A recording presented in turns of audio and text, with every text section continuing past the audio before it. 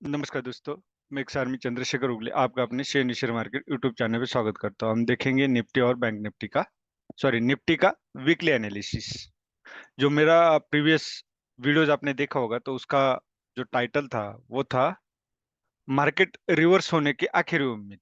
उसकी वजह मैं उसमें भी बताई थी कि ये जो ट्रेंड लाइन है इसका सपोर्ट ये थर्ड टाइम टच कर चुका था और ये फोर्थ टाइम था। जरूरी नहीं कि ब्रेक करेगा और कर भी देगा और सस्टेन नहीं हो पाया तो मार्केट अपसाइड जाएगा। अब देखो मार्केट जो है भले फंडामेंटल पे चलता है। फंडामेंटल में क्या आता है कि उसका मार्केट का इन्वेस्टमेंट कितना आ रहा है मार्केट से और मार्केट में काम किस तरह चल रहा है, प्रॉफिट हो रहा है नहीं हो रहा है, ये सारी चीजें उसमें कोरिलेट होती है। मतलब रेवेन्यू रेवेन्यू प्रॉफिट और इन्वेस्टमेंट, इन तीन चीजों पे। लेकिन सारा जो लिया जाता है मार्केट में इन्वेस्टमेंट के लिए वो ले जाता है टेक्निकल एनालिसिस पे। इसलिए टेक्निकल एनालिसिस देखना सीखना बेहद जरूरी है। अब आरएसआई अगर आप देखोगे तो यहाँ पे डाउन ट्रेंड शो कर रहा है, बिल्कुल डाउन आया है, वो भी वन साइड आप देख सकते हो। जो मार्केट में इस तरह देखो आरएसआई धीरे धीरे करके आप गया, यहाँ एकदम से डाउन आ गया। अब सेकंड थिंग, ये जो पैटर्न बना है इसको कहते हैं बुलिश पियर्सिंग। इसका मतलब होता है गैप डाउन ओपन होने के बाद जो प्रीवियस रेड कैंडल है इसकी जो मिड पॉइंट है उसके ऊपर क्लोजिंग देना, मतलब हाफ पॉइंट के ऊपर क्लोजिंग देना, इसे कहते हैं बुलिश पियर्सिंग। मतलब यहां से अब मुझे ये लग रहा है कि मार्केट अप साइड जाने की प्रोबेबिलिटी ज्यादा है। क्यों? क्योंकि बुलिश पियर्सिंग पैटर्न यहाँ पे बना है। जरूरी नहीं ये मार्केट प्रोबेबिलिटी पे चलता है तो जरूरी नहीं कि यहाँ से मार्केट अप साइड ही जाए। यहाँ पे हो सकता है एक इनसाइड कैंडल भी बनेगी या कंसोलिडेशन भी देगा। लेकिन मार्केट आवरली में या डेली में जब तक डब्ल्यू पैटर्न नहीं बना था तब तक मैं ये कहूंगा कि ज्यादातर एंट्री नहीं करना चाहिए। ये इस तरह ये डब्ल्यू पैटर्न हो सकता है। सेकंड डब्ल्यू पैटर्न यहाँ पे ले सकता है। थर्ड डब्ल्यू पैटर्न इस तरह होगा, यहाँ पे भी सपोर्ट ले सकता है और फिर अपसाइड जाएगा। तो जब तक डब्ल्यू पैटर्न नहीं बनेगा मार्केट अपसाइड नहीं जाएगा। तो और मैं खुद जो फॉलो करता हूँ डब्ल्यू पैटर्न को, चाहे मुझे स्टॉक लेना हो तो भी वीकली में मैं कोशिश करता हूँ डबल बॉटम बने। वो भी एक तरह का डब्ल्यू पैटर्न हो जाता है और वहाँ स्टॉप लॉस छोटा होता है।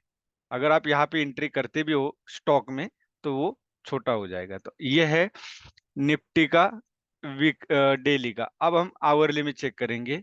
आवरली में भी बात यह है, आप देख सकते हो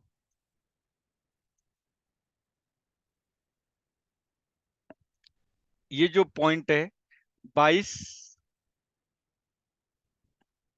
22,330, ये काफी इंपॉर्टेंट है क्योंकि यहां से सेलर ज्यादातर मात्रा में एक्टिव हुए हैं, बहुत ज्यादा मात्रा में सेलिंग हुई है। तो ये पॉइंट जब तक ब्रेक नहीं करेगा, जिसको हम बोलते हैं कि नियरेस्ट स्विंग हाई, जब तक ब्रेक नहीं होगा तब तक मार्केट अप साइड जा रहा है ये हम नहीं बोल सकते। अब यहाँ पे अगर देखा जाए तो मार्केट अब यहाँ देख सकते हो, यहाँ सपोर्ट लिया है, इस तरह यहाँ से भी अपसाइड जा सकता है। या तो जो मैंने दिखाया तीन प्रकार के डब्ल्यू पैटर्न बन सकते हैं। तो इसका ख्याल रखना बेहद जरूरी। अब कल के लिए अगर हमें एंट्री करनी पड़े,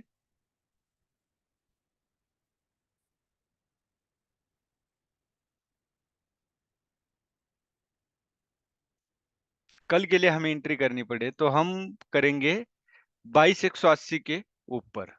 और सेल करना पड़े तो सेल होगा 22,100 के नीचे। 22,180 और 100 मतलब 80 पॉइंट की रेंज है। यहाँ से अगर आप सेलिंग करते हो, क्योंकि यहाँ भी देखोगे तो यम पैटर्न बना है, और यहाँ से सेलिंग करते हो तो आपका 21,930 का फर्स्ट टारगेट होगा। ये हो गया। अब ट्रेड कहाँ पे बन रहा था? ट्रेड अगर गैप डाउन ओपन होने के बाद आप यहाँ देखोगे तो ढेर सारा कंसोलिडेशन बन रहा था, मतलब एक स्प्रिंग बन रही थी। और यहाँ पे आप देखोगे, ये देखो आरएसआई का भी सहारा लेना बेहद जरूरी है। डब्ल्यू पैटर्न बना था और या सॉरी, यहाँ पे देखोगे तो ये ट्रिपल बॉटम बना था। डाउन साइड आप देख सकते हो यहाँ ट्रिपल बॉटम बना था। तो यहीं पे एक कंफर्मेशन मिल रहा था कि मार्केट अप साइड जाने के चांसेस ज्यादा है। तो एक ट्रेंड लाइन अगर हम यहां से भी खींच देते और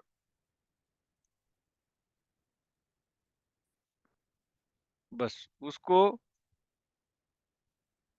ये हाई ब्रेक होते ही अगर आप यहाँ पे एक एंट्री कर देते, क्योंकि जो कैंडल ने ब्रेकआउट दिया है, आप देखो इसको, कैंडल कितनी बुलिश थी, उस कैंडल ने ब्रेकआउट दिया था, तो उसके ऊपर अगर हम बाय करते तो हमें एक वन साइड मूवमेंट मिलती। फिर सेकंडली हम यहाँ पे भी बाय करते, क्यों करते, क्योंकि ये देख सकते हो एक प्रकार का डबल बॉटम बना था। ये क्या बना था, डबल बॉटम, आप यहाँ देख सकते हो। ये यहाँ बार बार बायर्स बाइंग कर रहे थे, इसका मतलब ये है। और एक यहाँ पे भी हमें एक अच्छी खासी मूवमेंट मिल जाती, यही है निफ्टी का एनालिसिस।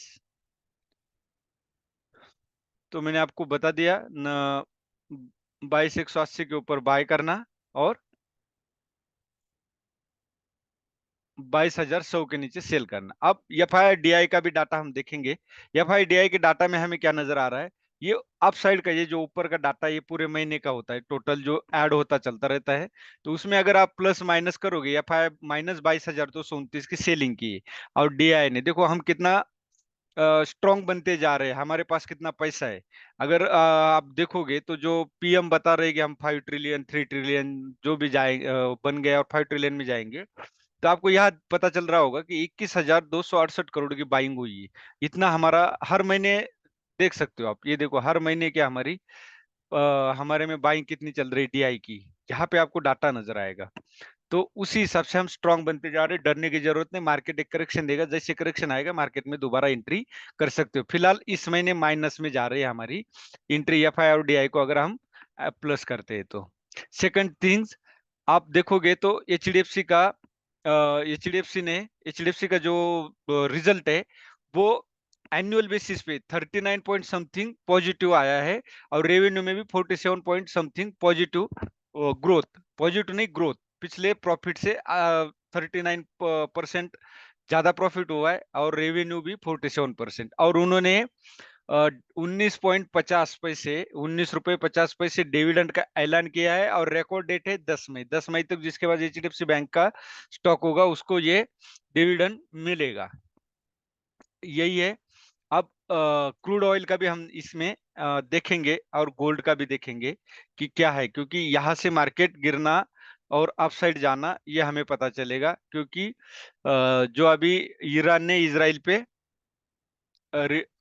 अटैक किया हुआ है, तो इजराइल ने ईरान पे, तो ईरान भी उसका जवाब देगा। अगर ये होगा तो ऑयल के प्राइसेस बढ़ने की उम्मीद ज्यादा है। अब ये करेक्शन आया है, एम पैटर्न को ब्रेक किया है गोल्ड ने।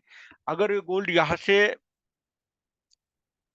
जो मैं बताता हूँ हमेशा की तरह, यहाँ एक यम पैटर्न बना है, अब ये यहाँ से डाउन आता है, तो फिर मार्केट अपसाइड जाना शुरू हो जाएगा, क्योंकि लोग जब मार्केट पे भरोसा नहीं रहता तो गोल्ड पे लोग इन्वेस्ट करते हैं, और जब मार्केट पे भरोसा हो जाता है तो गोल्ड से निकल के मार्केट में आते, क्यों, क्योंकि मार्केट में रिटर्न्स गोल्ड से ज्यादा ही मिलता है, ये याद रखिए। उसकी वजह ये है, इसलिए वो इक्विटी में आते हैं, वरना वो गोल्ड में परमानेंट बने रहेंगे, लेकिन गोल्ड में उतना नहीं मिलता। गोल्ड मतलब वही ट्रेडिशनल इन्वेस्टमेंट है। सेकंड थिंग, यहाँ देख सकते हो क्रूड ऑयल अब अपसाइड अप मूवमेंट शुरू हो चुकी है। तो क्रूड ऑयल समझ लो, अगर ये महंगा होता है तो भी मार्केट पे असर पड़ेगा, क्योंकि महंगाई बढ़ जाएगी। हर चीज जो भी आप ऑनलाइन भी डिमांड करते हो, इंटरनेट का जमाना हो, तो भी आपको कोई भी चीज लेना है तो घर तक आएगी, उसके लिए तेल लगेगा ही लगेगा, हर चीज, चाहे वो कोई भी गुड्स बनाने के लिए आपको पता है रॉ मटेरियल चाहिए, रॉ मटेरियल भी आएगा, फिर वो बन के जाएगा। हर चीज के लिए आपको ऑयल की जरूरत पड़ती है, और डायरेक्ट और इनडायरेक्टली, तो महंगाई बढ़ेगी तो मार्केट ऑटोमेटिकली गिरना शुरू हो जाएगा। ये है निफ्टी का वीकली एनालिसिस। वीडियो अच्छा लगे तो लाइक शेयर और सब्सक्राइब जरूर कीजिए। धन्यवाद। जय हिंद, जय भारत।